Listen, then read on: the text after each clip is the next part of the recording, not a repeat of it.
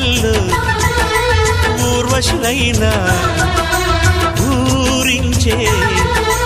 మేనకలైనా